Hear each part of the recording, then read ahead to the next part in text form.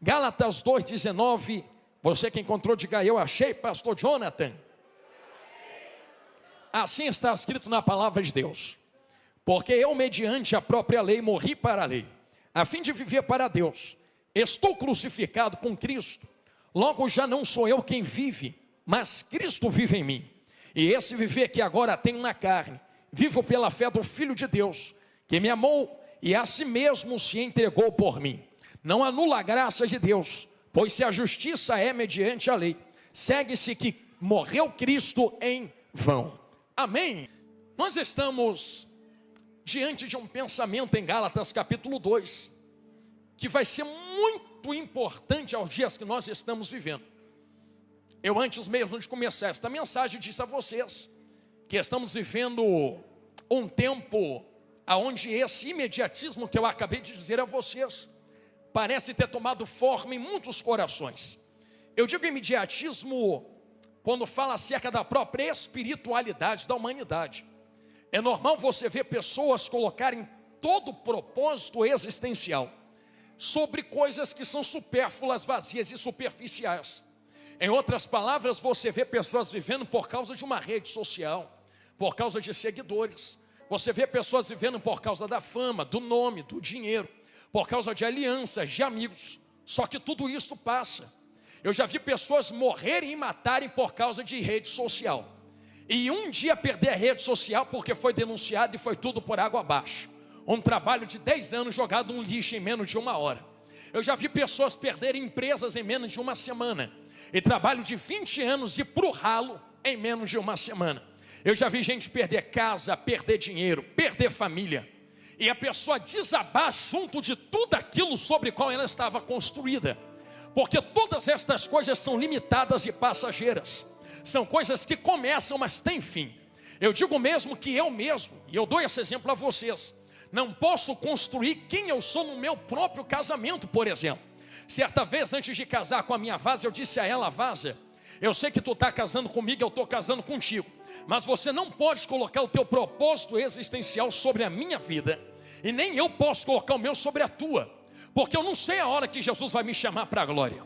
E se você só existe por causa de mim, e eu for para o céu, como tu passa a continuar vivendo depois que Jesus me chamar? Então nem em casamento dá para você colocar teu propósito existencial. Nem em casamento, em noivado, em namoro, em dinheiro, em emprego, em porta de faculdade, em carro, em casa, em poder financeiro, em fama, em nome, sucesso. Coloque em quem então, pastor? Se essas coisas são limitadas e eu não posso colocar quem eu sou sobre isso, é só você trocar a base. Tira aquilo que é limitado e coloca aquilo que é ilimitado. Quando nós olhamos para toda a existência, eu só encontro uma coisa que não tem fim e também não teve começo. Eu conversava certo dia com um pastor da igreja, jovens, e eu não estou com pressa de passar nisso, e ele dizia: Jonathan, às vezes os cientistas batem cabeça, porque quando eles vão acerca da criação de todas as coisas, eles vão voltando no tempo e chegam no Big Bang, e do Big Bang para lá eles não conseguem mais ir, porque eles dizem que a partir do Big Bang foi criado espaço, tempo e matéria. Só que eles não sabem o que trouxe a existência: o espaço, o tempo e a matéria. Logo nós chegamos à conclusão que tem que ser algo além do tempo, além do espaço e além da matéria, para trazer a matéria à existência, o tempo à existência e o espaço à existência.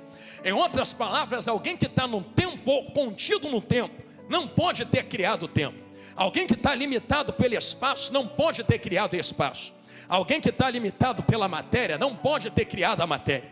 Então, para ter criado a matéria, o espaço e o tempo, tem que ser muito maior do que tudo isso.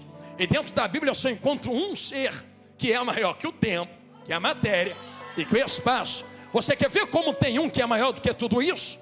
Antes que houvesse dia, tempo, eu sou, e não há quem possa escapar das minhas mãos. Espaço, operando eu, quem impedirá? Matéria está rendida debaixo da mão dele. Então em um versículo você vê que ele é maior do que tudo que existe dentro do universo conhecido.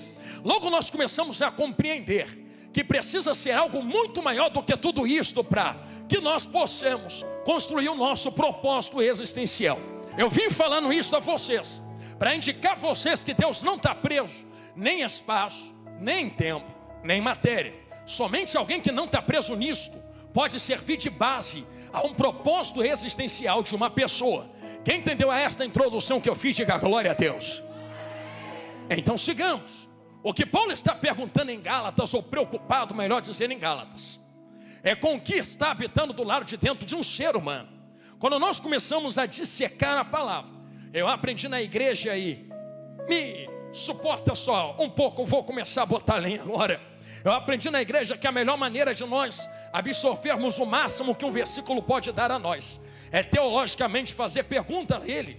E quando nós começamos a fazer perguntas ao verso 19 ao verso 20, porque mediante a própria lei, morri para a lei, a fim de viver para Deus, estou crucificado com Cristo, vivo não mais eu, mas Cristo vive em mim. Nós chegamos a um denominador comum dentro desse versículo. Se eu não vivo mais e Cristo vive em mim, é porque alguma hora teve que acontecer uma morte. Se eu não estou vivo, alguém me matou. Quem me matou? O que me matou? Da onde veio essa morte? Se eu estou morto, como estou dando glória? Se eu sou defunto, como é que eu estou pregando? Se tu é morto, como é que está aqui me olhando de olho arregalado? É aqui que eu quero começar a mergulhar agora. Por causa de um propósito existencial que todo mundo aqui tem, sem ao menos perceber que tem.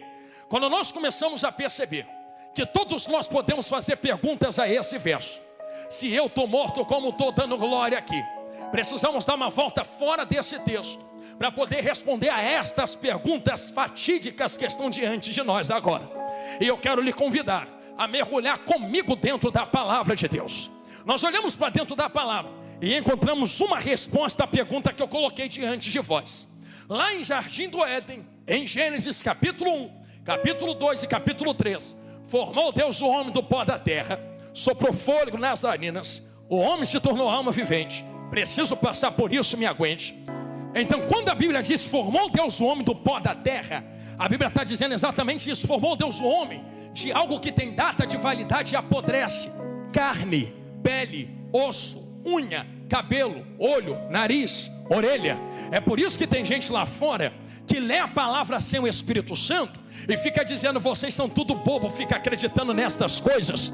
Bobos são eles que não lê com o Espírito Santo, porque a resposta de toda a criação está bem aqui diante dos nossos olhos. Você quer ver como eu vou abrir um parênteses teológico bem na tua cabeça que vai te dar vontade de estudar? Por exemplo, tem gente que diz: nós viemos do macaco. Aí outro diz: não, rapaz, falar que veio do macaco é errado. Houve uma evolução até chegarmos aonde estamos, sim ou não? O que a Bíblia diz acerca da criação? Formou Deus o homem do pó da terra e fez mais o que? Trouxe à existência pássaros, plantas, árvores, a terra. E se eu te falar que teologicamente toda evolução da ciência está contida ali dentro? Porque tu pensa que quando Deus forma, Deus estala o dedo e apareceu. Deus vai trazendo a existência na evolução. E toda evolução está contida no formou Deus, criou Deus, botou de pé Deus, trouxe a existência Deus. Gostei do olhinho arregalado. Agora tu começa a entender que não é a ciência quem ensina. A ciência só segue o que a Bíblia já fala há milhares de anos. Tudo que a ciência fala, a Bíblia já estava falando antes. Então não venha me dizer que a Bíblia é alegoria, porque a Bíblia é muito mais verdade do que a ciência. Porque a ciência é fato de descoberta, a Bíblia é fato sólido. Aconteceu, está escrito e ninguém muda o que está escrito aqui dentro. Quem entendeu isso que eu falei, diga glória a Deus. Eu dei esta volta para dizer a vocês que a formação do homem a partir do pó da terra, Deus forma isto aqui. Só que Deus fala mais uma coisinha: façamos. Deus não fez sozinho. Quando Deus fala e eu vou falar isso aqui rasgado, para a terra entregar planta, ou para o mar entregar peixe, ou para a terra entregar bicho, Deus manda a terra criar, Deus manda o mar criar, Deus manda o ar ou o mar fazer. Agora, quando é homem, é Deus quem mete a mão para fazer. Só isso aqui já dava outra pregação até amanhã. Porque é que peixe não vive sem água? Eu dizia um dia com um amigo meu: peixe não vive sem água porque foi Deus quem ordenou a água a fazer o peixe. Por que planta não vive sem terra? Porque Deus ordenou a terra a fazer a planta. Por que nós não vivemos sem Deus? Porque não foi terra quem te criou, porque não foi mar quem te criou, foi o próprio Deus que disse: façamos. peixe veio da água, a planta veio da terra, e nós viemos do Deus que está sentado no trono de glória. Você quer ver como nós viemos de Deus? Parênteses aberto, não estou com pressa de explicar isso a vocês. Você lembra o que Deus falou para Jeremias? Ô Jeremias, diz Senhor, pensa que tu veio da barriguinha da tua mamãe, é? Não, minha mamãe conheceu meu papai, casou e fez eu. Antes que eu te formasse. Me formasse aonde? Na barriguinha da tua mamãe. Primeiro, quem te formou não foi teu pai nem tua mãe, fui eu. Aonde? Na barriga. Tua mãe e teu pai não te conhecia, só que eu já te conhecia aqui da glória, rapaz. Como eu já estou na frente, e alguém vai entender na direita, quer ver? Tu nem tinha nascido, eu já sabia a cor do teu cabelo, a tua altura, a tua voz. Já sabia se ia ser magrinho igual o pastor Jonathan, se ia ser mais forte, mais alto, mais baixo. É por isto, e eu vou falar rasgado, que eu estou vendo muito jovem me olhando. Não chegue na frente de um espelho e tenha ódio da tua própria imagem, porque foi Deus quem te formou a imagem e semelhança dele. Todas as coisas que acontecem no corpo humano, quando a pessoa toca, não gosto do meu corpo, não gosto do meu nariz, não gosto disso, corta fora. É Satanás colocando na cabeça que tu não tem que aceitar teu próprio corpo. Só que foi Deus quem te colocou aí dentro, vaso. Eu vou chegar lá. Ai, Jesus, me segura. Eu vou apertar esta tecla com gosto. Vou apertar ela agora não. Se foi Deus quem formou o homem do pó da terra, nós começamos a entender que Deus disse façamos. Façamos porque, pastor Jonathan Carlos, me empresta o celular, filha de Deus. Era mais ou menos Deus dizendo assim: não faço sozinho, vou usar a palavra, também vou usar o Espírito. Obrigado, filha linda de Jesus. Era mais ou menos isso aqui, igreja santa. Deus não fez sozinho, porque Jesus não apareceu só no Novo Testamento. Jesus está presente na Bíblia desde o versículo 2. Não, pastor, tá não. Da onde? E disse Deus: haja. Não haja não é Jesus. Mas é. Não lembra que João escreveu não? No princípio. Princípio quando? Não haja. Jesus era o verbo. Haja. E o verbo estava com Deus, e o verbo era Deus. Só que o verbo haja é tão poderoso que desceu na terra, se fez carne, andou entre homens, pegou a cruz, foi para o Calvário, deu gritos de glória. E é só tu está adorando a Ele aqui dentro esta noite. Estou sentindo Ele aqui, profeta. Jesus está presente desde o começo da Bíblia. E se você entender que Jesus está presente desde o começo da Bíblia, o Espírito também pairava ou se movia na face das águas. Vou falar, estou com tempo mesmo que os irmãos me deram. Sabe o que o Espírito estava fazendo ali nas águas? Não se movia como alguém que está sem curso. Era como uma galinha que senta em cima do ovo para chocar. O Espírito incubava a terra, se movia sobre as águas. Espírito é como fogo, e é como se a Bíblia estivesse dizendo: o Espírito está passando energia, poder, fogo. A matéria não é criada por si mesma. É necessária uma energia muito mais forte para fazer as coisas como elas são. Eu vou falar porque eu vi gente me olhando de arregalado. Quer ver? Você já percebeu? Ai, como eu gosto disso. Que lá no espaço sideral, o Sol está no meio, Mercúrio, Vênus, Terra, Marte. Aí tu percebe também que o Sol não está parado. Ele está rodando em torno do centro da Via Láctea, sim ou não? Onde tem um buraco negro muito grande. Só que a Via Láctea também não está parada, ela está se movendo em direção a outra galáxia. Quem foi que ensinou, estou abrindo um parênteses, a Terra a se mover do jeito que se move em volta do Sol? Não, só dê glória se você entender a palavra. Quem foi que ensinou a Lua a virar em volta da Terra? Quem foi que ensinou a Lua a ficar numa distância que quando olhamos ao Sol e ao céu, parece ter o mesmo tamanho do Sol, mesmo o Sol sendo muito maior? Quem ensinou o Sol a rodar no centro da Via Láctea? Quem ensinou os termos da física para o universo? Agora eu vou jogar a peteca para vocês, quer ver? Quem foi que ensinou a pegar toda esta dinâmica do universo e ir descendo até o átomo, e dizer que no átomo tem que ter um núcleo e um elétron girando em volta, igual a Terra gira em volta do Sol. Quem foi que ensinou o átomo a juntar com outro átomo? A juntar com outro átomo? Quem foi que disse para ele, junta com aquele, com aquele, com aquele, com aquele, para formar moléculas? Quem foi que ensinou as moléculas a juntar com outra molécula? A juntar com outra molécula? A juntar com outra molécula? E fazer uma célula? Quem foi que ensinou a célula a juntar com outra célula? A juntar com outra célula e formar um pulmão, um coração, um estômago? Quem foi que ensinou tudo isto, glória a Deus, a trabalhar do jeito que trabalha? Quem foi que botou tudo dentro de Adão e disse, receba a vida?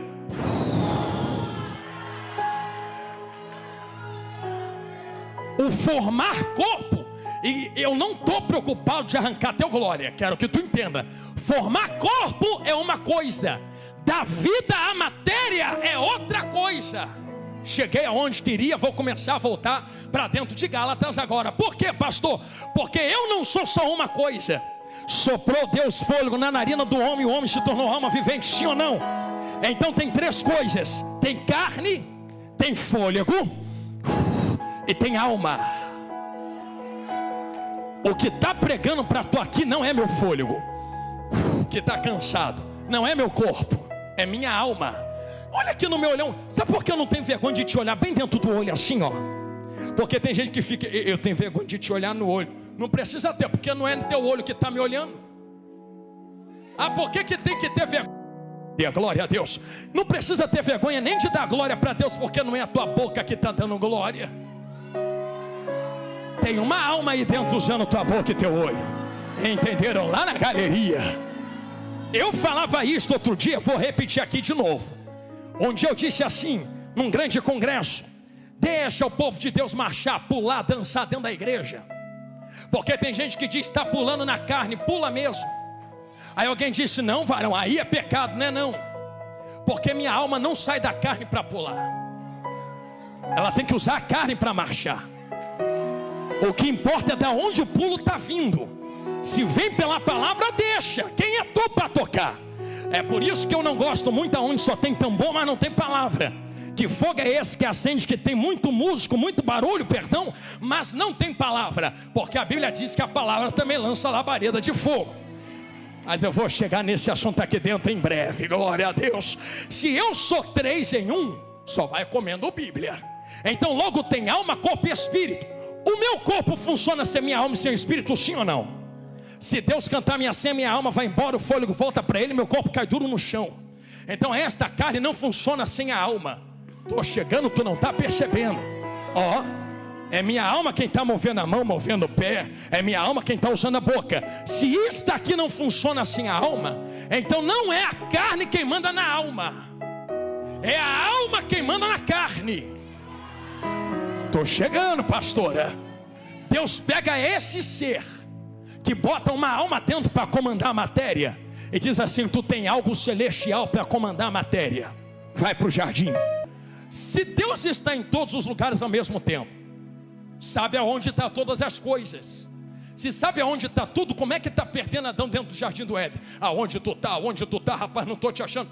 Deus sabe aonde Adão está. Então Deus nunca perguntou aonde está, porque está perdendo Adão. Tu está sentindo Deus aqui? Porque tu está invocando Ele aqui dentro. Deus não é obrigado a se manifestar onde não é invocado. Quem tu está pensando que Deus é? Está pensando que Deus fica mendigando a adoração? Ai, me dá glória, me dá... Não, Deus fica sentado no trono dizendo: quem quer está comigo, quem não quer não está. Mas os meus... estou sentindo Ele aqui. Tu quer ver como é que Deus não mendiga a adoração? Vou abrir um parênteses, daqui a pouco eu volto em Adão, 30 segundos. Deus está num trono, disse Ezequiel. Trono tem rodas. Se tem roda para se mover. Move para quê? Gostei do teu rosto, varãozinho. Guarda a pergunta que eu te fiz agora. Para que Deus te move? Para que Deus te moveu para a porta do jardim aquele dia? Será que não sabia que Adão tinha caído? Sabia. Então para que foi? Primeiro, porque Deus já sabia que tinha caído. Apesar de que Deus já sabia que ia cair muito antes de criar Adão. Outro não sabia que quando Deus criou Adão já não sabia que ia cair. A pergunta que eu faço a vocês, que eu gosto que vocês pensem na palavra é: se Deus sabia que ia cair, por que criou? Gostei do sorriso deles. Se sabe que vai pecar, para que deixar nascer? Se sabe que vai dar errado, para que traz a existência? Sabia que Deus traz a existência até quem vai negar Ele? Você já percebeu que tem gente que não gosta de Deus, mas nasceu do mesmo jeito? Não era mais fácil Deus ir lá na barriga e dizer assim: não vai me amar, então já corto. Deus deixou nascer. E melhor, mesmo sabendo que não vai aceitar, ainda dá chance. Ih, Jesus, cheguei em Gálatas, eles nem perceberam. Dá chance por quê, pastor? Eu respeito toda a linha teológica, mas se não der chance até para quem vai negar, ele não é justo. É justiça, para que se cumpra toda a justiça, disse Jesus. Te explica agora em 10 segundos e seguimos. Primeiro, se Deus só traz quem vai dar certo, é ditadura. Pode ser uma ditadura boa, mas não é verdadeira. Nenhuma ditadura é verdadeira. Eu vou usar minha esposa de exemplo. Imagina se eu chego nela e digo assim: diz que me ama. O que ela vai fazer? Te amo. Agora imagina que eu não fui nela pedir nada, é ela quem vem. Você não me pediu, mas eu estou dizendo: te amo. O que é mais verdadeiro? Quando é forçado ou quando é livre? Porque ela teve resposta espontânea. Não dá para saber o que é verdadeiro se não há liberdade de negar. Gostei do aleluia aqui. Então Deus deixa nascer todo mundo, dando chance para todo mundo, mesmo sabendo quem já está salvo. Só isso aqui dá uma briga teológica que eu falei agora a vocês. Mas deixa isso aqui para lá, a gente está na Assembleia de Deus mesmo. Eu vou falar, rasgar, que eu estou vendo gente olhando de olho torto. Deus deu chance até para o diabo. Deu não, arranca o microfone dele. Deu. Diabo não era robô programado para cair. Te mostro na Bíblia. Aonde está isso na Bíblia? Perfeito eras. Deus não botou imperfeição nenhuma, nem programou código para queda. Perfeito eras, perfeito eras em teus caminhos, até o dia. Ah, por que achou iniquidade? Porque é livre para escolher o que quer. E Jesus, vai doer, mas vai curar. Porque quando Adão caiu e pecou, varoa, Deus entrou no jardim do Éden. Adão, vem aqui na minha frente. Cheguei, Senhor, o que foi? Correu por quê? É que eu estava nu e temi. Mas não é a primeira vez que eu entro. Por que agora tu está correndo? É porque finalmente agora, Senhor, eu não estou preparado para te encontrar. Outro dia, se vocês permitirem, eu volto para explicar o porquê que Adão correu. Corre porque não tem mais a glória de Deus para guardar ele dentro da glória. Porque a glória de Deus mata. E se eu não estiver preparado para encontrar a glória dele, eu morro dentro desta mesma glória. É por isso que tem gente aí fora, estou no parênteses, dizendo que ele vos batizará com o Espírito Santo e com fogo, sim ou não? Aí dizem que fogo é do inferno, dizendo não, eu é com Espírito ou com fogo. João não falou isso. João falou com Espírito porque tem dois fogos. Tem o fogo do inferno e tem o fogo de Deus. Ambos destroem. Só não sou destruído no fogo de Deus se eu tiver revestido do mesmo fogo. É entender aqui na direita. Eu vou usar mais 2 exemplos para ninguém pensar que é heresia. Primeiro exemplo: sarça ardente, está no fogo e não se consome. Nem todo fogo destrói. Segundo, lembra dos serafins que estão cantando agora? São seres como de fogo na raiz hebraica. Só tem um jeito de aguentar fogo de Deus: é se fazer fogo dentro do fogo. Fogo não queima fogo, como diz uma amiga minha. É por isso que aqui dentro quem é fogo não é destruído no meio do fogo de Deus. Se nós entendemos que aquele dia Deus entra no jardim, chama Adão na frente. Quem ainda me ouve a minha explicação, diga amém. Vou engatar a segunda marcha desse carro agora. Vamos embora. Chama Adão na frente. Adão, diz: Senhor, eu sei que tu pecou. Não estou entrando aqui para fazer plano B. Tu não me pegou desprevenido.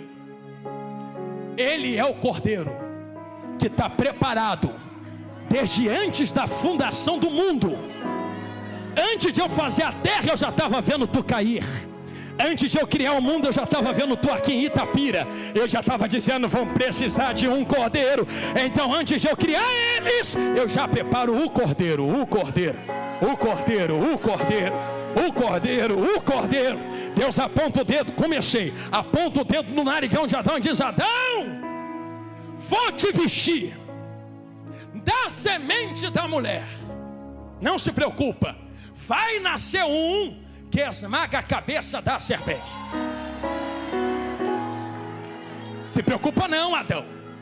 Deus, mas por que tu vai fazer isto? Eu vou fazer isto porque eu criei tudo com uma regra, e eu também te criei com regra. Aí cheguei no ponto que eu ia falar, que eu ia apertar com força a tecla. Qual a regra tu me criou? É porque a alma manda na carne, não é a carne que manda na alma. Só que Adão, quando você peca, tu inverte a minha regra. A carne passa a mandar na alma. Eu vou fazer uma pergunta que eu estou vendo toda a galeria me olhando de olho arregalado. Lá vai. Quando alguém vai assassinar outro alguém com uma pistola, a pistola vai sozinha? Não é uma mão que leva, mas a carne se controla sozinha. Então tem uma alma levando a carne para fazer a maldade. As coisas que são inclinação da carne são sob uma alma, quando a carne está mais forte do que a alma.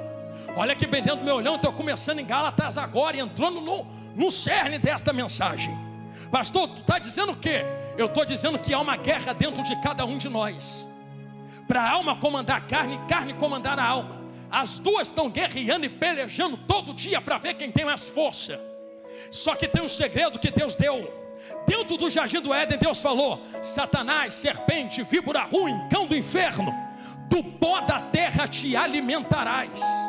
É engraçado, a gente é feito de quê mesmo? A pó da terra. E a serpente se alimenta de quê? Pó da terra. Então peraí, o que isto aqui produz, o diabo ganha força na minha vida. Logo, se eu matar a produção disto aqui, eu assassino a força do diabo contra mim. Gostei do rosto do jovenzinho aqui na frente. É sinal de que quem gosta de Bíblia. Como é que eu faço isso, pastor? Eu vou dar um segredo. Imagina Deus descendo no jardim dizendo: Adão, eu não desço em você, eu desço no jardim para alcançar o Adão que está aí dentro. Só que Adão, eu estou descendo na porta do jardim, tu está em pecado contra mim. Agora eu vou inverter a regra. Eu não quero mais descer fora para alcançar dentro. Entendeu? O músico baixista. Agora eu quero descer dentro para influenciar do lado de fora. Como é que tu vai descer dentro? Se preocupa não, eu vou resolver. Da semente da mulher nasce um que esmaga a cabeça da serpente, e esse que vier vai inverter a regra do jogo. Agora é a carne quem está mandando em você, mas não se preocupa, Adão. Vai vir um que vai tomar a chave da mão do diabo. Você quer ver como é que Jesus toma a chave da mão do diabo? Você lembra quando o diabo está tentando Jesus no monte? E o diabo diz assim: se dobrares e me adorares, eu te dou os reinos, porque foi me dado. Quem deu para o diabo? Foi Deus? Tu acha que Deus ia dar a terra na mão do diabo? Deus deu para Adão. Deus disse: Adão, governa a terra. Aí Adão pega a terra e faz, sabe o que? Diabo, toma. Aí o diabo vai em Jesus e: Jesus, eu te dou, me adora. Aí o que Jesus fala? Está escrito: somente ao seu Deus adorarás. Em outras palavras, o que Jesus está dizendo é: diabo, eu não vim fazer acordo contigo, eu estou em guerra. Eu vim arrancar a terra da tua mão. Assim ó, eu vou tomar Itapira da tua mão, eu vou tomar uma Despe da tua mão, eu vou tomar pastor, pastora, pregador, os músicos. A condenação era o inferno, mas eu vou entrar, vou arrancar um por um da tua mão. Eu vou começar a gritar: é minha, é minha, é minha, é meu, é meu, é meu, é meu, é meu, é meu. Só porque tu deu glória eu vou apertar esta tecla, amigão. É por isto que tem gente lá fora agora que está se acabando na cocaína, se acabando na cachaça, entupindo o nariz, se acabando na maconha, na cerveja, no adultério, no pecado. Vocês estão aqui dentro. Você não precisa fumar, não precisa cheirar, não precisa beber, e tem uma alegria muito maior do que eles, porque vocês já foram arrancados da mão da cachaça, arrancados da mão da maconha, arrancados da mão do adultério. Pastor, mas eu nem cometi. Então eu vou na frente. Tu não cometeu, mas quem sabe um dia tu cometeria. Mas como ele quebra o arco,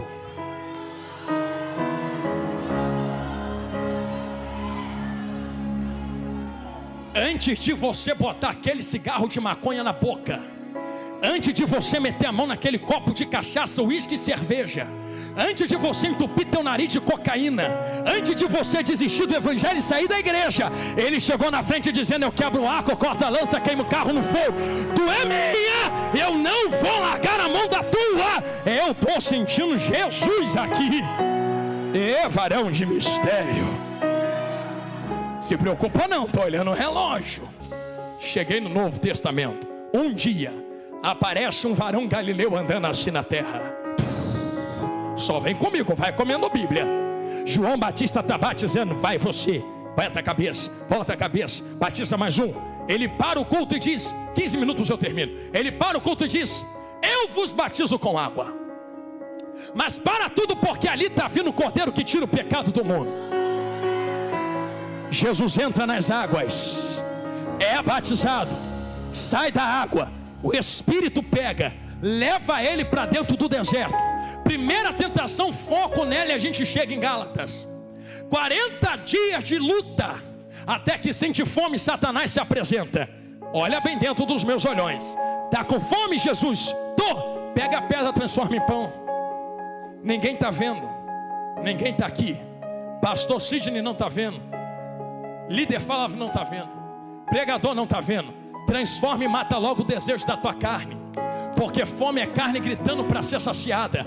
Mata o desejo, mata o desejo, mata o desejo. Ninguém está vendo, ninguém está te vendo no quarto, ninguém está te vendo na rua, ninguém está te vendo na casa trancada, ninguém está te vendo trancado no banheiro. Mata o desejo, mata o desejo, mata o desejo, mata o desejo. Jesus olha para a pedra. Eu imagino coisa de cabeça de pregador. Eu posso, ninguém está me vendo. Israel não está aqui, Jerusalém não está, discípulos não estão me vendo, mas Deus está vendo.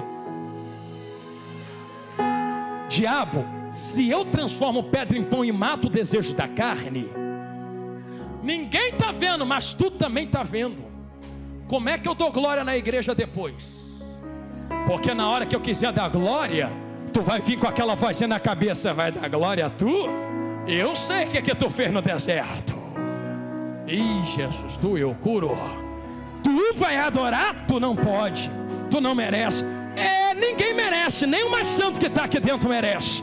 Então não se preocupa com isso, porque transformar pedra em pão ali, eu vou falar rasgado, é pecado Jesus usar poder para transformar pedra em pão? Não. Então por que seria pecado ali? Por causa de quem está dando a pedra. Se fosse Deus dando a pedra dizendo transforma em pão e come, estava tudo bem. Mas é diabo quem está dando a pedra. Eu vou falar, porque todo mundo aqui vai entender a maneira como eu vou falar. Se eu tivesse relacionamento com a minha esposa antes do casamento, era pecado, sim ou não? Aonde está escrito isso? Não é na Bíblia? Não vos abraseis. Mas e depois do casamento é pecado? Então o problema não está em fazer, o problema não está em transformar pedra em pão. O problema é quem está dando a pedra. Porque a Bíblia diz: quer fazer, casa. Porque Jesus termina a palavra dizendo: diabo, o pecado não está em usar o poder da liberdade, o pecado está em transformar a pedra em pão. Tu dando a pedra, mas nem só de pão. Pastor, entendeu? Nem só de matar desejo de estar aqui. Vai viver o homem, vai viver o que? Vocês que são de EBD, vai viver de toda a palavra que sai da boca de Deus. Se ela deixar, eu faço. Se não deixar, não faço. Se ela deixar eu ir, eu vou. Se não deixar eu ir, eu não vou. Se ela deixar pisar, eu piso. Se não deixar pisar, eu não piso. E pode me chamar de crente quadrado, de crente atrasado, pode chamar de conservador. Pelo menos eu estou santo a caminho da glória, entrando nas mansões. Estou sentindo Jesus aqui. Eu quero confrontar vocês antes de ir para onde o Espírito Santo está me gritando: eu te amo. Não esqueça que eu te amo. Jesus sai do deserto, encontra uma mulher samaritana à beira de um poço. Cheguei onde ele mandou. Termino de pregar agora. Me dá água de beber. Tu é judeu falar comigo? É. Ah, mas por que tu está falando comigo? Mulher, se tu soubesse quem está falando contigo, tu me pediria. Aí tu, irmão, vai curar. E eu te daria água de vida eterna. Ah, mas o poço é fundo, como é que tu vai tirar a água da vida? Eu quero. Chama lá teu marido. Tem ou não? Disseste bem, teve 5, tem agora, não é teu. Vejo que tu és profeta.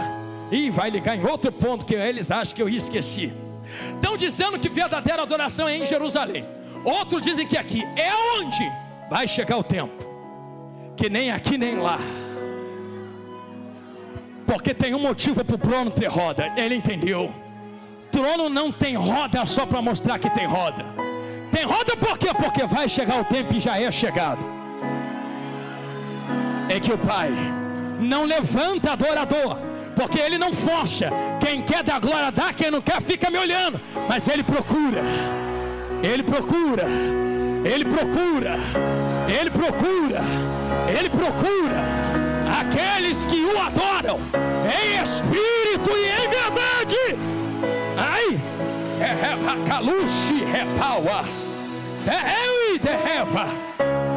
eu não te pedi isto até agora. Posso te pedir? Irmão, foi 40 minutos pregando sem te pedir isso. Pega na mão de quem está do teu lado.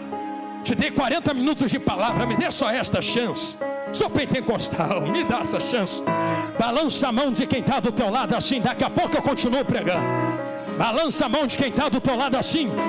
E se diga: Deus está procurando aqueles que o adoram. Diga aí. Ele já está gritando. E ele está dizendo: aonde tu estás, Adão? Aonde tu estás, Adão? Aonde tu estás, Adão? Vai ficar escondido ou vai se mostrar para ele aqui dentro? Só quem quer adorar esse Deus e receber o movimento do trono, tu tem 30 segundos para dar glória. Daqui a pouco eu termino de pregar. Eu vou dar um gole na água aqui.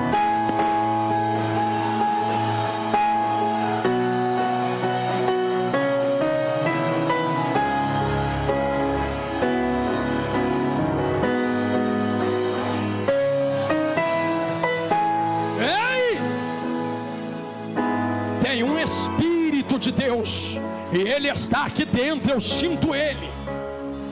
Quer ver como é que Ele está aqui dentro? Em menos de 20 minutos uma graça vai tomar conta desta casa e a terra vai tremer. Mas tu me aguenta mais 20 minutos? Tome seu assento mais 15 minutinhos. Prometo que não demoro. Varão de mistério. Obrigado, pastor. Aê, vaso. Obrigado, profeta. Olhe nos meus olhões que eu quero pregar. Olhe nos meus olhões que eu quero pregar. O tempo vai passando, profeta. Deus começa a instruir através de Cristo Jesus que Ele ia inverter a regra. Jesus olha para eles: varoa, cheguei no ponto que eu queria. 10 minutos. Ele diz assim: gente, eu sei que vocês estão gostando de estar comigo porque eu sou fonte da água viva, mas eu vou embora. Vai embora não, Jesus, eu te amo. É necessário que eu vá. Entendeu onde eu estou querendo chegar? Por que tu tem que ir? Para que o Pai vos envie outro Consolador. Jesus amado. Imagina alguém olhando para Jesus e: como vamos receber? Não se preocupe, eu vou fazer algo na cruz do Calvário. O que tu vai fazer, Jesus? Um belo dia, Jesus é traído, mete a mão na cruz. Olha aqui para mim, 9 minutos, bota nas costas, vai para o Calvário, prego nas mãos, cravo nos pés, coroa de espinho, está agarrado lá em cima. Alguém de baixo está dizendo: se é filho de Deus, desce. Eu imagino ele: então porque sou filho eu fico. Sabe por que ele fica? Tem gente que acha que o que segurou Jesus foi madeiro. Aqui o dedão. Não foi madeira, não foi prego, não foi chicote, não foi corda. Tu acha que madeira segurava Jesus? Não, tu acha que aquele prego segurava Jesus? Se ele quisesse, ele falava assim: anjos, diz Senhor, rebenta todo mundo aqui agora, ó. Mata, começa por esse aqui que está pedindo para eu descer, me tira da cruz e me leva para a glória. Mas ele não desceu, ficou. Como é que alguém que tem poder para sair da cruz fica na cruz? Tinha algo mais poderoso agarrando ele lá. Aí eu vou até abrir minha Bíblia. Quem que estava agarrando ele lá, pastor? Eu sei porque tu leu comigo. Profeta, tu pode botar de novo, porque eu quero que todo mundo leia aí na tela. Gálatas, capítulo de número 2, verso de número 20. Eu quero que tu leia a parte B e entro na parte A. Que agarrou Jesus na cruz? Foi prego? Foi corda? Foi chicote? Não. O que agarrou Jesus na cruz foi a vida que agora vivo. Vivo pela fé no Filho de Deus, o qual me amou. Opa! Enquanto ele está lá, tem todo motivo para sair. Mas se tem algo poderoso em toda a existência, não é prego, não é corda, não é tempo, não é espaço, não é matéria. E Deus amou. O amor fez Deus enviar o próprio Filho. Amor é tão poderoso que faz Deus mover a própria mão em favor daqueles que não merecem. Do porquê Jesus ama eu posso conjecturar. Naquele dia ele não tinha e estava esvaziado da onipresença. Ou estava na cruz, ou estava em Jerusalém, ou estava em Samaria. Só que ainda tinha onisciência, só que ainda tinha onipotência. Imagina ele olhando da cruz. E alguém vai entender lá atrás, quer ver? 5 minutos, olhando através do tempo, 2.000 anos na frente, 2025 anos. O olhar de Jesus cai aqui dentro de Itapira agora, lá da cruz, porque ele não está lá mais, está à direita do Pai.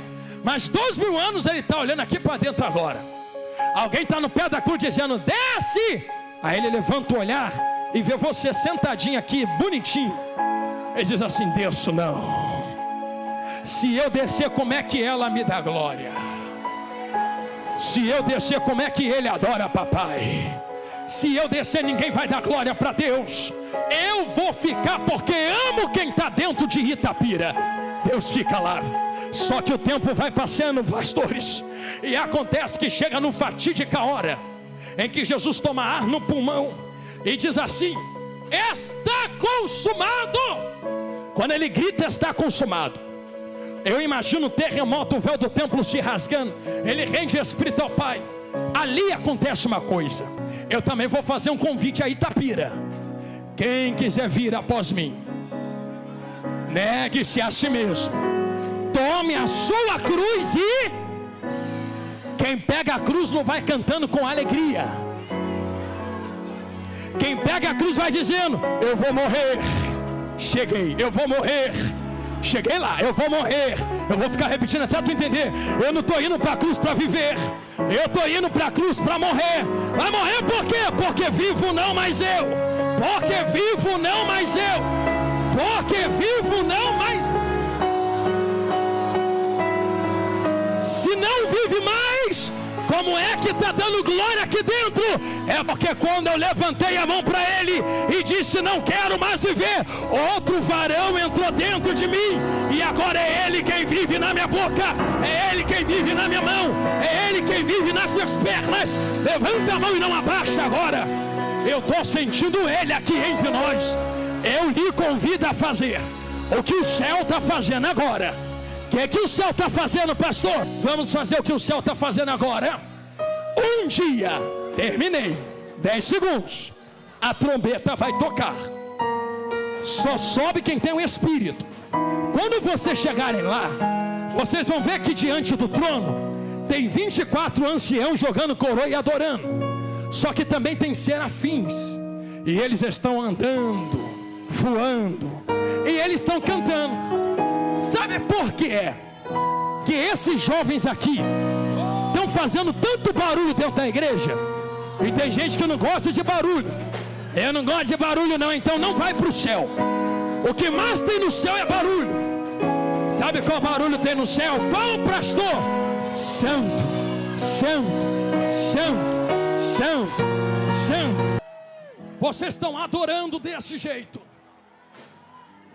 Porque vocês nasceram de novo em Cristo Jesus. Vivo não, mas eu, Cristo, vive em mim. Eu vou contar um segredo para a gente orar. Aqui só tem defunto ressuscitado. Vivo está lá fora agora na maconha, cocaína. Aqui está todo mundo morto para o mundo e vivo para Deus. E se você está nesta condição, eu quero fazer um convite a você. Diante da liberdade que me foi dada pelo ministério, eu quero orar por ti. E eu tenho 2 convites a fazer. Qual é o primeiro, pastor? Eu não sei como tu entrou, mas eu sei como tu pode sair. Eu ainda acredito em batismo com Espírito Santo e com fogo. Eu acredito em manto, em língua estranha, em poder. Eu não acredito, então por favor, fica olhando, a gente acredita. E se tu acredita também, eu quero orar por ti. Levanta a mão quem é batizado no Espírito Santo com língua de fogo, assim. Quem tem esta evidência. Você vai procurar alguém que está de mão baixa do teu lado, fica de mão levantada, e vai perguntar assim: tu quer ser batizada agora? Quer receber língua de fogo agora? Quer receber visões, profecias, manto de mistério? Prometo que a gente termina daqui a pouquinho, em alguns minutos e segundos. Mas eu não posso ir para Curitiba amanhã sem fazer esta oração. Quem quer ser batizado com o Espírito Santo? Se esta pessoa te confirmou, eu lhe peço, com toda a ordem, vai pegando na mão dela e vai vindo devagarinho aqui para frente. Devagarinho. Vai vindo devagarinho. Isto, vai vindo devagarinho aqui para frente. Isto, pode vir vindo. Obrigado, homem de Deus. Vem vindo, vem vindo. Isto. Só quem quer ser batizado no Espírito Santo. Quem quer receber renovo. Pastor, já sou batizada. É mesmo? É. Mas eu quero mais renovo, eu quero mais poder. Porque está cheio, não basta, eu quero transbordar. Se tu quiser mesmo, então vem aqui para frente agora. Pode chegar mais até aqui, ó. Pode vir, pode vir. Isto, se aproxima do altar. Aqui tem labareda de fogo, tem brasa viva onde vocês estão pisando. Se prepare. Pode chegar mais para cá aqui também, ó. Pode chegar minha vaza, traz ela. Isto, se aproxima para cá. Vem tomando os corredores à frente do altar. Isto. Vocês acreditam em avivamento? Eu creio muito, meu irmão. Eu creio que do Brasil vai sair um grande avivamento. E muitos não creem mais. Mas eu acredito em profecias que estão na cabeça de vocês. E eu sei que avivamento não é só pulo, e eu pulo. Mas Deus já está mudando visões e caráteres.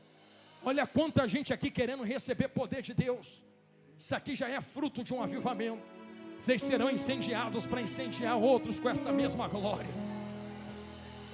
Se vocês soubessem como é que a Europa, a África, a Ásia. Eu já fui no Japão, já fui na África, já fui na Europa, Estados Unidos. Se tu soubesse como eles ficam assim: por favor, nos dá um pouco do fogo que vocês têm lá. Vai aproveitar o que Jesus quer lhe dar, ou vai deixar para a próxima geração? Que não seja necessário Deus levantar a próxima geração. Vocês são a geração que morreram e nasceram de novo e agora vivem em Cristo para carregar esse fogo. Enquanto eu vou orar, eu quero fazer um segundo convite aqui agora. O primeiro é para quem quer ser renovado e batizado, mas agora eu já quero fazer o segundo. Qual o segundo, pastor? E eu oro e já devolvo o microfone. Quem quer renovar a aliança com Jesus ou aceitar Jesus como Salvador? A hora é agora. Pastor, aqui só tem crente. É? Então deixa eu falar uma coisa. Isso aqui salva não, tá? Camisa não salva, saia não salva. A gente tem que usar porque está na igreja. Mas não vai dar para eu chegar para Jesus um dia e dizer assim: olha, meu terno e a minha gravata, deixa eu entrar no céu. Ele vai falar: fica fora, tua gravata não te salva. Não é só estar aqui no meio, tem que levantar a mão para Jesus e dizer que quer Ele. Você acredita que eu aceitei Jesus com 8 anos? Meu pai pastor, até que eu entendi: peraí, eu nunca levantei a mão para aceitar Jesus, estou na igreja dando glória, eu nunca levantei a mão. Eu quero. E quem confessa Ele diante dos homens, Ele confessa diante dos anjos do Pai que está na glória.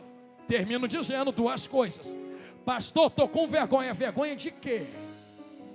Se Jesus não teve vergonha de tu na cruz, tu vai ter vergonha dele aqui agora? Jesus foi chicoteado e foi até o fim. Tu está aqui para levantar a mão, está com vergonha de quê? Porque estão olhando, e Jesus que está te olhando do céu e falando: e aí? Levanta a mão para mim, não.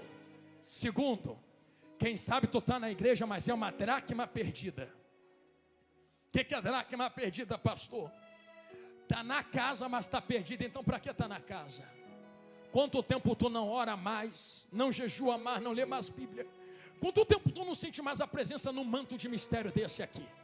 Tu está vendo gente voar aqui dentro, tu não consegue mais sentir nada. Ah, Deus, eu sentia, por que eu não sinto? Tem 3 coisas que a gente pode fazer agora. Quem nunca aceitou Jesus pode aceitar a primeira vez. Quem está fraco pode renovar a aliança. Quem quer sair, quem está fraco pode renovar a aliança agora. Quem pecou, quem caiu, pode renovar agora. E terceiro, pastor, já estou firme, mas quero transbordar. São 3 coisas. Então antes de eu começar a orar, eu preciso te conhecer, para direcionar a oração a ti. Tem alguém que queira aceitar ou reatar a aliança com Jesus aqui agora? É só levantar a mão que eu oro por ti. Deixa eu passar o olho. A primeira vida está aqui. A segunda vida está aqui. A terceira vida está ali. Se houver a quarta vida está aqui diante de mim. Filho de Deus. Se houver a quinta hora, é agora. A quinta vida está ali. É só confessar Cristo. Sexta vida está ali. Sétima vida, se você estiver aqui, a hora é agora, senão começa a orar e espera o próximo culto. Sétima vida está ali. Oitava vida, será que está entre nós? Pastor, mas está de camisa do congresso, mas tu não conhece o coração. Se tu não conhece o coração, não ouse sentar no lugar de Deus. É Deus quem tem que julgar. A oitava vida está onde aqui entre nós agora? Será que há? A oitava vida está aqui à minha direita. A nona vida que quer reatar aliança com Jesus. Será que há entre nós? A nona vida está ali à direita. A 10ª vida, se houver, e a igreja fica ligada à 10ª vida lá atrás da igreja. Um varão que puder levar, abraçar ele ali, trazer ele, faça isso agora, se tu puder vir, vaso. 11ª vida, se houver, a hora é agora. 11ª vida ali diante de mim. 12ª, onde tu estás? Aonde, varão? Na galeria. 12ª lá atrás, aonde? Me aponta, vasos. Eu preciso orar por vocês. Eu tenho que gastar esses segundos com isto. 12ª está aqui. Aleluia. 13ª onde, pastoras? Aleluia. Eu preciso lhe ver para orar por ti. Se houver a 13ª hora, é agora. Enquanto você se decide ou se aproxima. A igreja que ficou na nave, eu posso pedir para tu estender as mãos para cá. Isso. Vocês continuem desse jeitinho que vocês estão. Fica no gatilho aí, profeta. Que quando vocês cantam, sai fogo dessas notas e dessas cantorias de vocês. Vocês acendem o arraial. Então fica aí no gatilho. A igreja santa estende as mãos. Existem 12 vidas ou 11? 13, pastora. 13, a pastora está me confirmando. 13 vidas rendidas a Cristo. E dezenas de vidas buscando renovo ou batismo com o Espírito Santo. Então a igreja estende as mãos para cá. E eu peço que vocês orem por esse povão todo aqui agora. Todos de olhos fechados. O Espírito Santo é muito sensível. Qualquer coisa pode entristecê-lo. E a Bíblia diz, não entristeçais. Toda ligação agora é pouca. Pastor, eu faço o quê? Meu vovô dizia que quem quer receber precisa entregar alguma coisa. Aí ele dizia, com uns 90 anos, quer ser batizado, é só começar a dar glória, glória, glória, glória, glória, glória, glória, glória, glória. Jesus vai colocar a língua na tua cabeça, fala, está batizado e selado. Aí se for de mim, não é teu, é ele quem está botando, não ousa falar que é teu. Não abra o olho para ver o que vai acontecer agora. Se desliga do que está acontecendo na terra, porque é algo celestial e há um terremoto de glória para acontecer aqui agora. Tem caixão quebrando e laço de morte sendo estilhaçado. Meu Deus do céu, eu vou falar. Tem laço de suicídio caindo por terra. Jesus está dando vida a jovens agora. Se preparem para serem renovados e batizados. É hora de receberem o poder que verteu em Atos 2.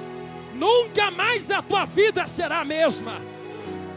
Senhor Deus, Pai eterno de bondade, eu levanto a minha voz a Ti agora, com a certeza de que o teu Espírito já está entre nós e sobre nós.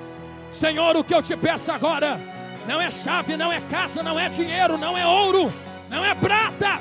O que eu lhe peço agora, escreva o nome destas 12 vidas aí no livro da vida.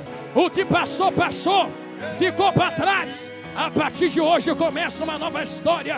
Agora que tu escreveu a vida das 12, começa a passear no meio desse povo e começa a batizá-los no Espírito Santo. Jesus começa a enchê-los agora.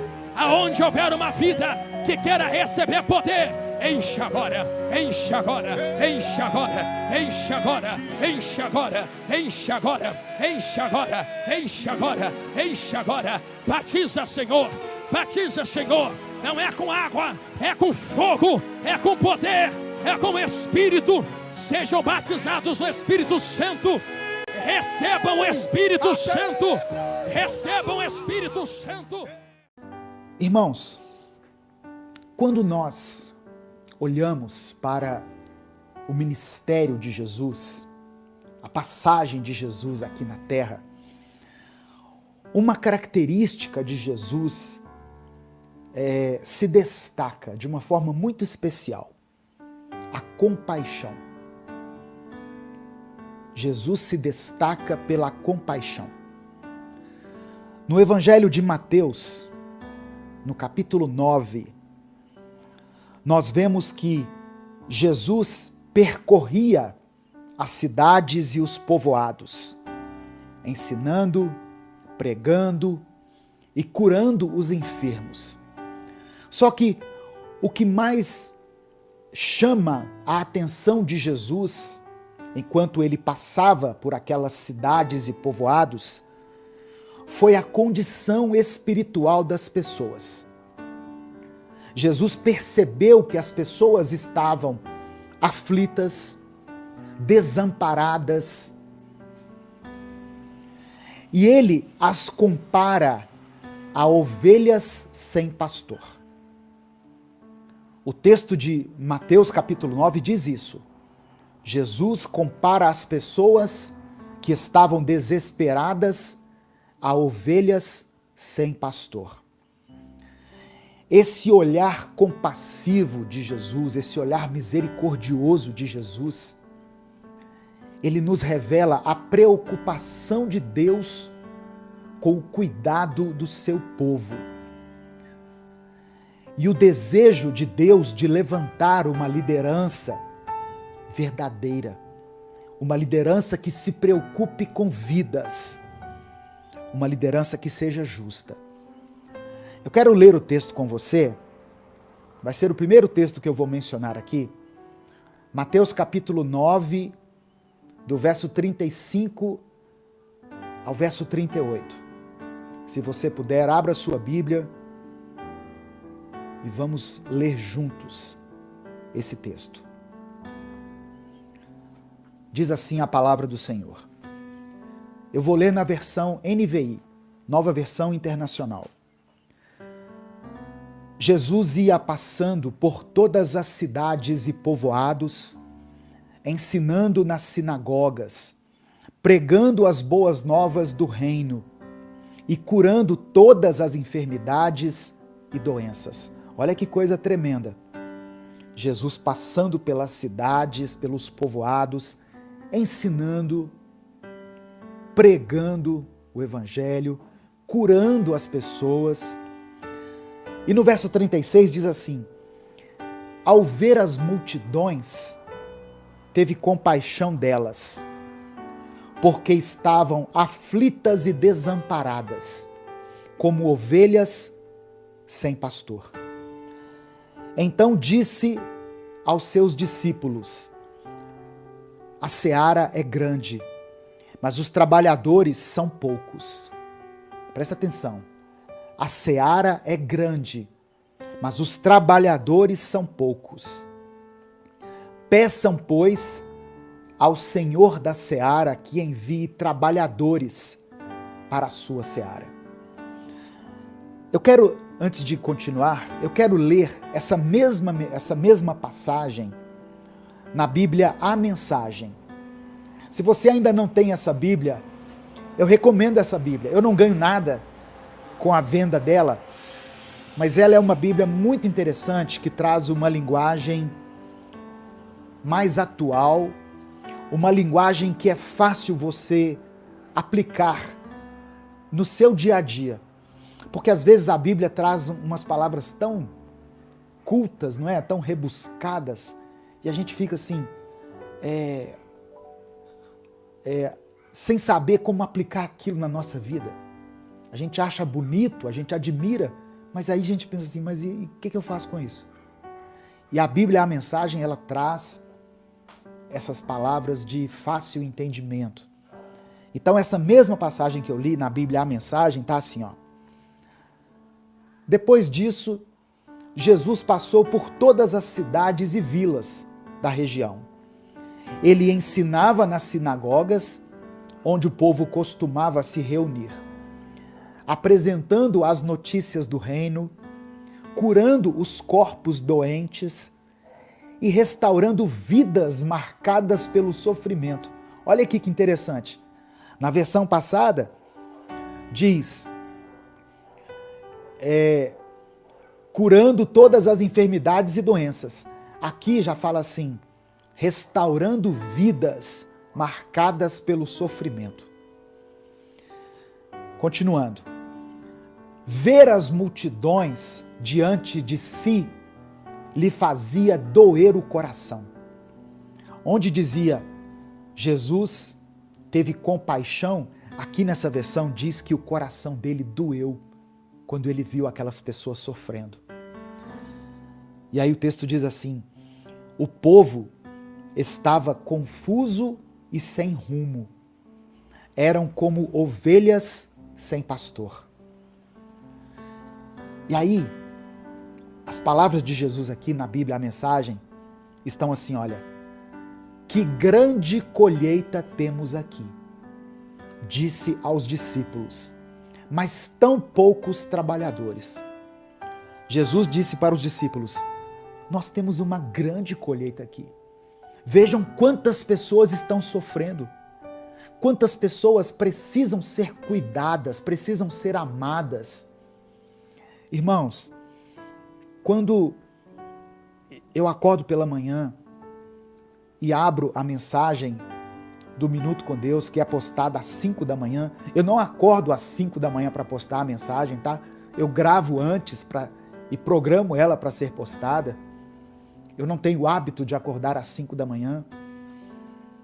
Mas quando eu levanto pela manhã e abro a mensagem Minuto com Deus e vejo ali 3.000 comentários, 4.000 comentários de pessoas pedindo oração, pessoas que estão sofrendo, pessoas que estão passando por lutas em várias áreas da sua vida, o meu coração dói.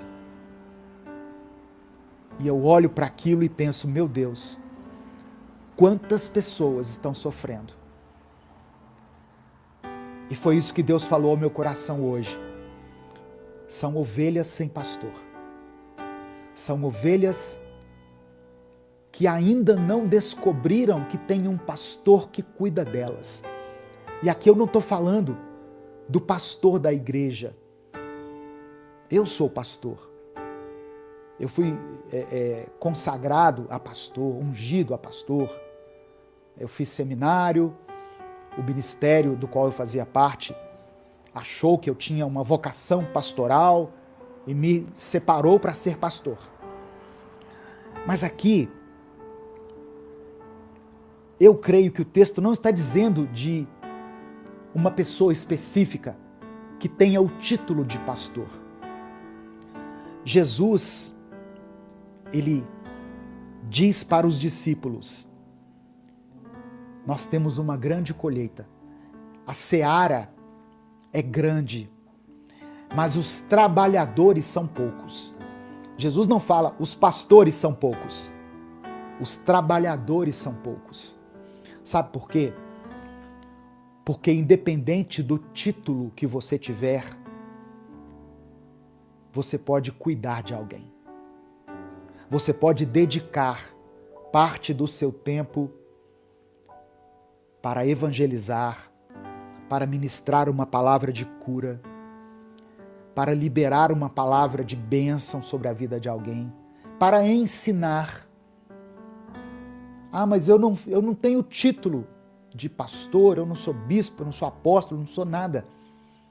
Você é um trabalhador, uma trabalhadora que Deus levantou.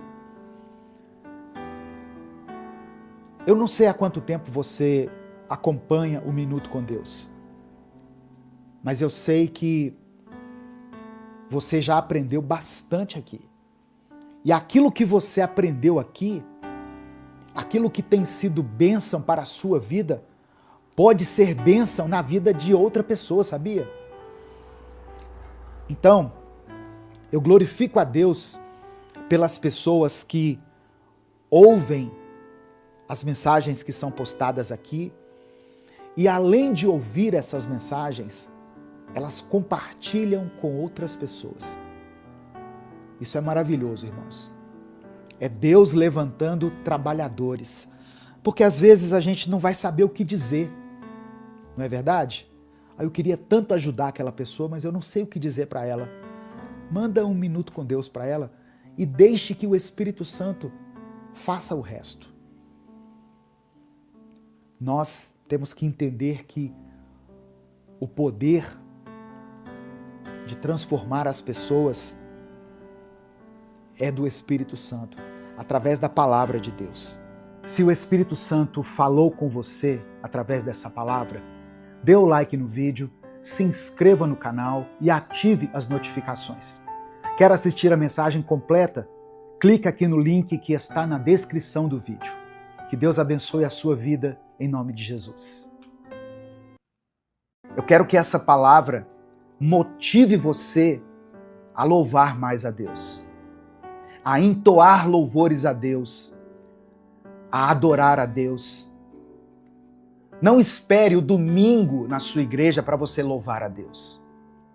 Louve a Ele na sua casa, no seu quarto, no chuveiro, onde você estiver. Louve a Deus, exalte a Ele pela sua grandeza. Tenha um coração grato a Deus. Pastor, eu nem sei cantar direito. Não é disso que eu estou falando. Deus não está preocupado com as notas que você atinge enquanto você canta. Deus não está preocupado se você sabe ou não cantar direito, se você sabe ou não a letra da canção. Ele está de olho na atitude do seu coração. Amém? Ele está de olho na atitude do seu coração. E é interessante, irmãos, que o louvor também, ele é para nós uma arma de guerra. É isso mesmo. O louvor é uma arma de guerra. Eu quero ler o texto que está em 2 Crônicas, capítulo 20. 2 Crônicas, capítulo 20, versículos 21 e 22.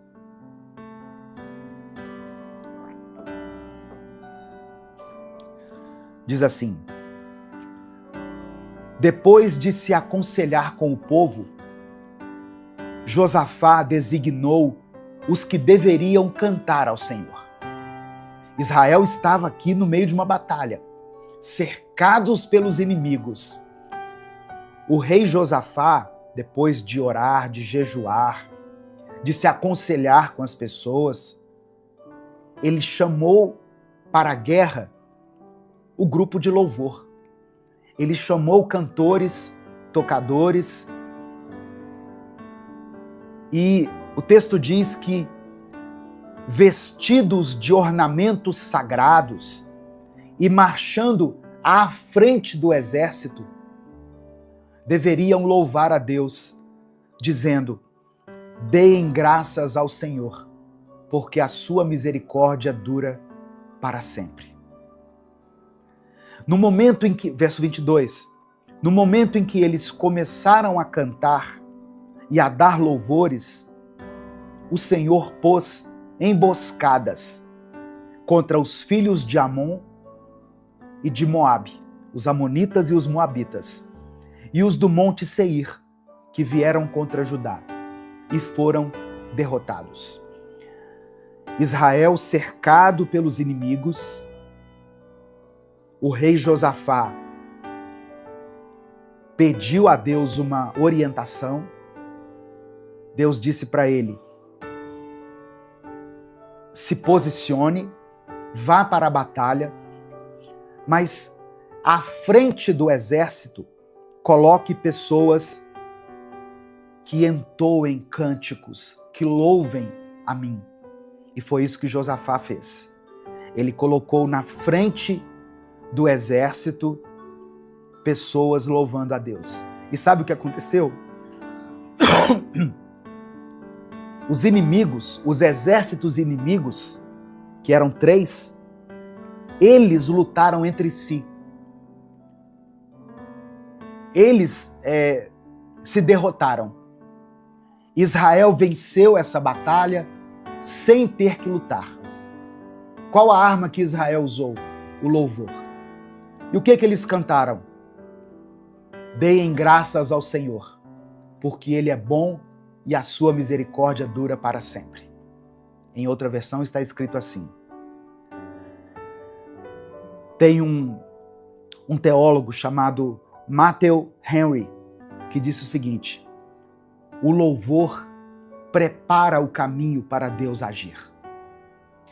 Quando os cânticos antecedem a espada, o poder de Deus se revela de forma sobrenatural. Eu vou falar de novo aqui agora para o pessoal do Instagram, porque eu fico assim, ó. Aqui, quando eu olho para cá, eu estou olhando para uma câmera que está transmitindo pelo Instagram. Quando eu olho para cá, eu estou falando para as pessoas que me acompanham pelo YouTube. Tá bom? Então eu vou falar agora para o Instagram.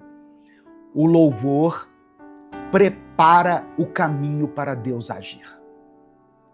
Você pode dar um glória a Deus? O louvor prepara o caminho para Deus agir. Quando os cânticos antecedem a espada, o poder de Deus se revela de forma sobrenatural. Louvado seja o nome do Senhor. Irmãos, louvar a Deus antes da vitória é colocar a nossa fé em ação. Isso é fé. Cantar um cântico de louvor a Deus antes que você receba a vitória é uma expressão de fé. É declarar: Deus já venceu. Deus já me deu a vitória. Ainda que os meus olhos não estejam vendo, mas eu creio que o Senhor já me concedeu a vitória. Muitas pessoas falam do cântico de Miriam.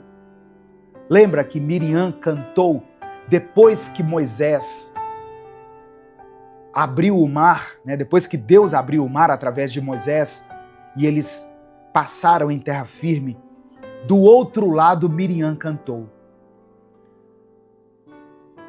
Só que antes dela ter essa vitória, antes deles obterem essa vitória, o texto diz que todo o povo estava murmurando. Então, o cântico de Miriam, depois da vitória conquistada, eu não estou dizendo que ele não é correto. Nós temos que louvar a Deus, agradecer a Ele pelas vitórias que nós recebemos. Mas por que Miriam não cantou lá, enquanto o exército estava se aproximando? Foi o cântico certo, mas na hora errada. Eu posso dizer assim. Porque ela louvou a Deus, ela exaltou o nome de Deus depois que a vitória foi conquistada. Quantos estão entendendo, digam amém. Escreva aqui nos comentários, amém, eu estou entendendo.